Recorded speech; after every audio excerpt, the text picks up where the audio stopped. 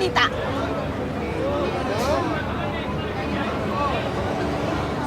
Basag trip naman to. Kaya nga!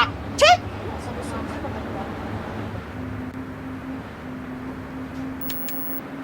Ayon sa mga naksaksi, dumating ang kinikilala ngayong bangkil sa lugar ng insidente para iligtas ang dalawang babaeng muntik na umanong maging biktima ng kidnapping.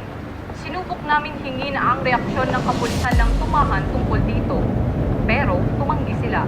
Ayon sa mga naksaksi kay Bangkil, ito raw ay isang atubaw di umano. Ay! Ato ba si Bangkil? Sana lahat na lang atubaw para hindi nasusugatan.